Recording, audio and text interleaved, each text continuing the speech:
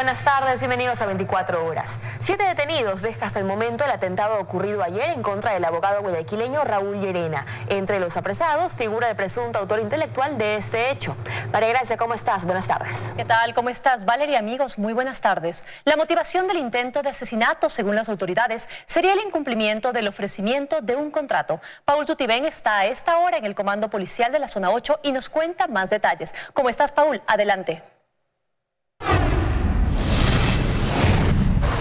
¿Qué tal? Buenas tardes. Así es, hace pocos momentos concluyó la rueda de prensa aquí en el cuartel Modelo y esto es en vivo. Como lo pueden ver, estas serían las 7 personas involucradas en el delito que cometieron el día de ayer, que trataron de acabar con la vida del abogado Raúl Llerena en la vía a San Borondón. Los 2 sujetos afrodescendientes que ven ahí serían los individuos que se movilizaban en la moto color negra y que le habrían propinado los 7 balazos al jurista. El sujeto que ven ahí en pantalla, que tiene discapacidad, que está siendo trasladado en la silla de ruedas, aparentemente sería el autor intelectual de este delito. En total serían 6 hombres y una mujer que fueron apresados. Escuchemos lo que dijo el jefe del comando policial y la señora ministra. Se ha llegado a determinar que el móvil que habría generado este atentado criminal obedecería a un contrato de servicios profesionales que se realizó al doctor Raúl Llerena como parte de su libre ejercicio profesional en defensa presuntamente de un grupo o de una organización narcodelictiva que había sido detenido meses atrás en posesión de 1 tonelada de cocaína. Es un ciudadano que no tiene movilidad en sus piernas. Él fue víctima de una tentativa de asesinato hace un año, que también lo tenía registrado en el sistema de la Policía Nacional, pero al mismo tiempo es la persona que tiene 2 antecedentes penales y la persona que habría organizado todo el atentado.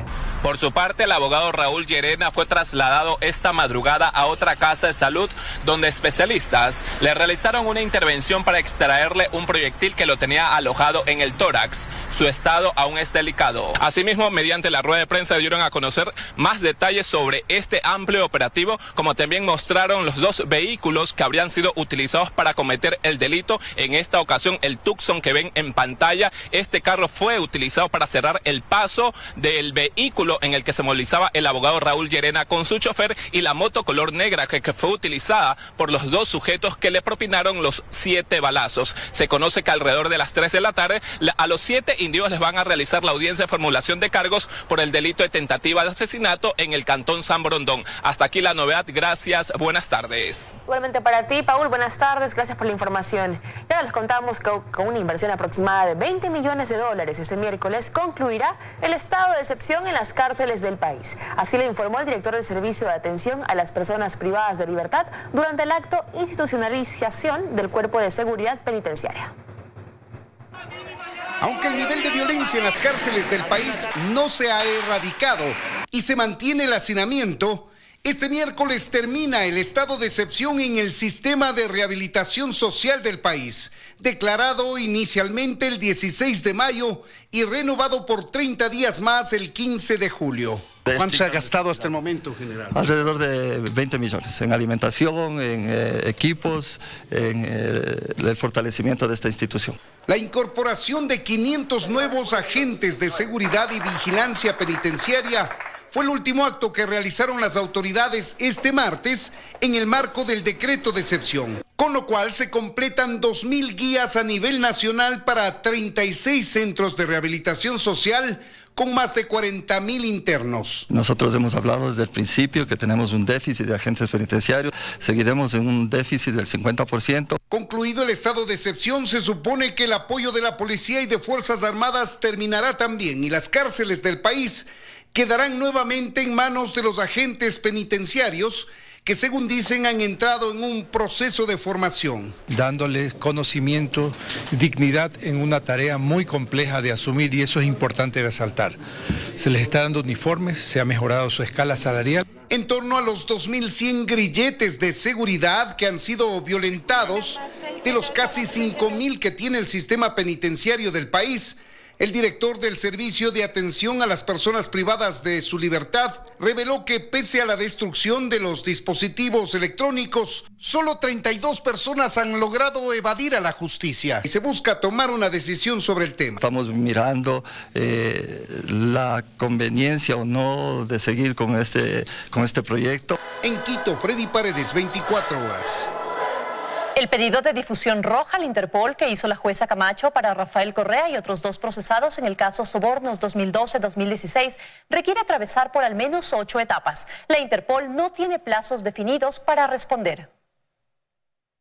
Por el caso Sobornos 2012-2016, la jueza Daniela Camacho solicitó que se oficie a la Interpol y se emita difusión roja, que permita la localización y captura de los exfuncionarios de gobierno Vinicio Alvarado y Walter Solís, así como del expresidente de la República, Rafael Correa, a quien la Fiscalía ubicó a la cabeza de una bien estructurada organización compuesta por 22 personas, a quienes se procesa por cohecho, asociación ilícita y tráfico de influencias, en el marco del financiamiento de las campañas de Alianza País en 2013 y 2014, evidenciadas en una contabilidad paralela, que fue registrada por quien fungió como asesora de la presidencia, Pamela Martínez. Pero la solicitud a Interpol requiere atravesar varias etapas. La Corte Nacional de Justicia debe primero enviar una solicitud formal, acompañada del acta de la audiencia de formulación de cargos y lo que se conoce como identidad plena, que implica la obtención de huellas dactilares y biométricas de los procesados,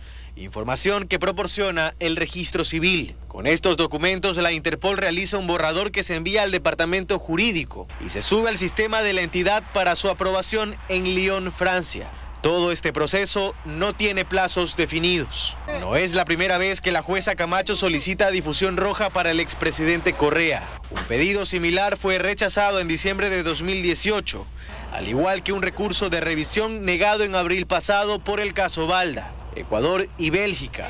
Este último país donde reside el expresidente mantienen un convenio de extradición desde 1887. A diferencia del anterior proceso, en el caso Sobornos 2012-2016, se vincula a Rafael Correa por asociación ilícita, uno de los 30 delitos que justificarían la entrega a Ecuador de un detenido en Bélgica. En este país europeo, el equivalente de la asociación ilícita es la asociación de malhechores. Actualmente en la página de la Interpol aparecen 14 ciudadanos ecuatorianos con difusión roja. En ninguno de los casos su búsqueda está relacionada a procesos por corrupción. En Guayaquil, Carlos Acoto, 24 horas. La Asociación Unidos por la Justicia presentó ante la Fiscalía General una denuncia en contra del expresidente del Consejo de la Judicatura, Gustavo Yalc, y 23 exservidores judiciales por 6 delitos. Aseguran que durante esa administración se evidenció una clara intromisión en la justicia. Basándose en el informe de evaluación que realizó el Consejo de Participación Ciudadana Transitorio y con el que destituyó al Consejo de la Judicatura presidido por Gustavo Yalc, la Asociación Unidos por la Justicia denuncia ante la Fiscalía General una intromisión en la justicia en la que estarían involucrados Yalc y 23 exfuncionarios más. Esto bajo figuras como calumnia, ataque a la integridad de sistemas informáticos y fraude procesal. Violentaron los derechos humanos y la ley y persiguieron persistentemente a ciudadanos, organizaciones sociales. Aseguran tener nuevas evidencias relacionadas con los correos de las exasistentes de presidencia Pamela Martínez y Laura Terán y que están judicializados en el caso Sobornos 2012-2016. Tienen relación directa con la manipulación de la justicia que fue orquestada directamente en la presidencia de la República. Según Beatriz Cadena, una jueza destituida por el Consejo de la Judicatura de Yalc, durante esa administración se separó aproximadamente a 1.500 jueces y fiscales que no se ajustaban al correísmo. Su caso se relacionó con una solicitud de nulidad de un informe de Contraloría que estimaba un perjuicio para el Estado de $4 millones por parte de una constructora. El contratista que pidió la nulidad de ese borrador de Contraloría está vinculado y era uno de los financistas de la campaña de Alianza País. Por lo que hacen un llamado para que las autoridades impulsen las investigaciones respecto a las presuntas irregularidades que se cometieron para separar a magistrados de sus cargos. En Quito, Daniela Valencia, 24 horas. Las autoridades desclasifican la información en el caso de la cooperativa Coopera, disuelta en junio del 2013 por operaciones irregulares. La exministra del Ministerio de Inclusión Económico y Social, Doris Solís, y el entonces superintendente de Economía Popular y Solidaria, Patricio Rivera, podrían ser investigados.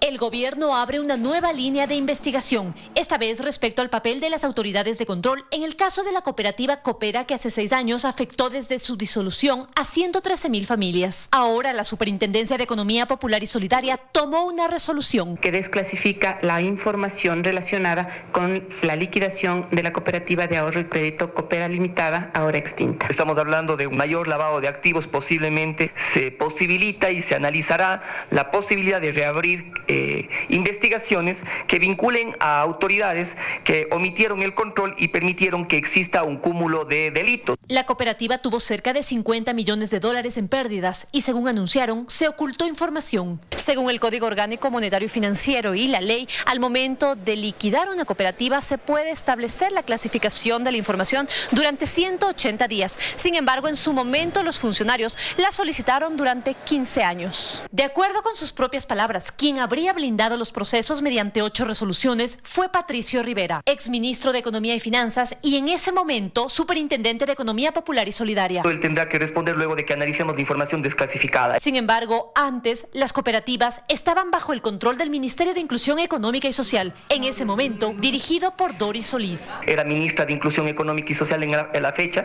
en la cual se establecieron los procesos de control. Se establecerán las acciones correspondientes del análisis pertinente. De acuerdo con las autoridades, encontraron irregularidades como triangulación de dinero enviado desde Venezuela hacia Ecuador y transferidos a paraísos fiscales. Depósitos ilícitos en 84 cuentas clave, empresas y exportaciones pantalla, beneficiarios de socios de estrella que no tenían derecho a tener un crédito. Previamente, la superintendencia declaró el cierre del proceso de liquidación luego de 10 fases, mediante las cuales se pagó al 99,7% de acreedores. Habiendo pasado al fideicomiso 470 personas que todavía tienen acreencias. También entregaron un pedido al Ministerio de Gobierno para incluir en la lista de los más buscados a 3 prófugos involucrados: Claudio de Jesús Alvarado, Marcelo Javier Vega y Luis Guillermo Carmona. En Quito, María Gracia Costa, 24 horas.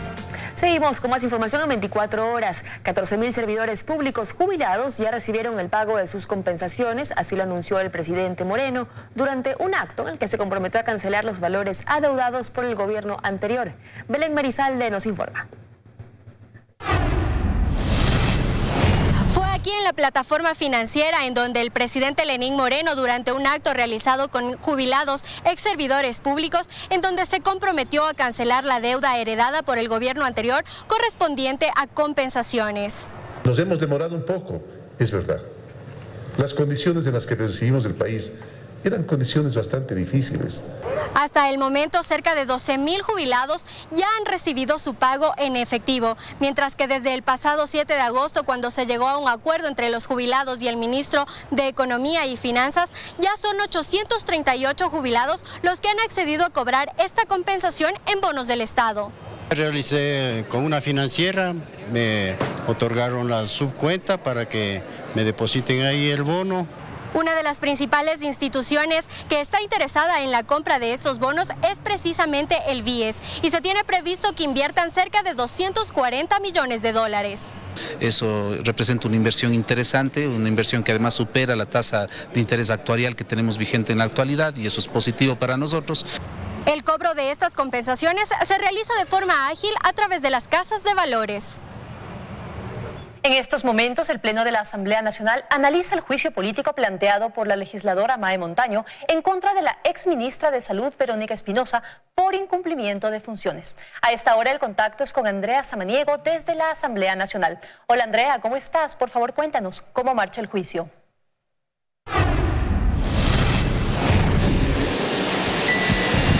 Gracias, ¿cómo está? Muy buenas tardes. Así es, pasado el mediodía inició este juicio político en contra de Verónica Espinosa, quien se desempeñaba como ministra de Salud hasta junio de este año. Este proceso llega al pleno de la Asamblea tras la denuncia de la legisladora Mae Montaño, quien sostiene que Espinosa incumplió sus funciones como ministra tras el fallo en las pruebas de VIH. Esta y otras causales encontró la Comisión de Fiscalización, que están plasmadas en el informe que a esta hora se lee en el pleno de la Asamblea y en el que también está presente la ex ministra Verónica Espinosa. El vicepresidente de la Comisión de Fiscalización nos explica sobre el informe y qué causales contiene. Veamos.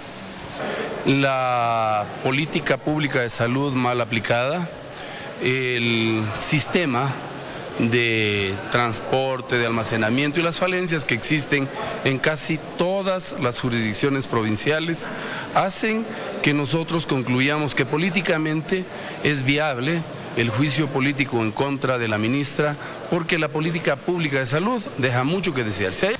Luego de la lectura del informe vendrán las exposiciones tanto de Mae Montaño y de Verónica Espinosa, y también es posible que se abra el debate para los legisladores y luego se tomará la votación. En el caso de un ministro de Estado se requieren de 91 votos para su censura, así que a esta hora todavía se mantienen las conversaciones para lograr esos votos. Nosotros en nuestro noticiero estelar les comentaremos todos los detalles de esta sesión aquí en la Asamblea Nacional. Ustedes tienen más noticias. Muy buenas tardes. Buenas tardes, Andrea. Definitivamente estaremos atentos. Y ahora les contamos que la Comisión de Desarrollo Económico de la Asamblea decidió dar paso al veto parcial que envió el Ejecutivo a la ley derogatoria del impuesto verde y recomienda al Pleno hacer lo mismo. Este jueves están convocados los asambleístas.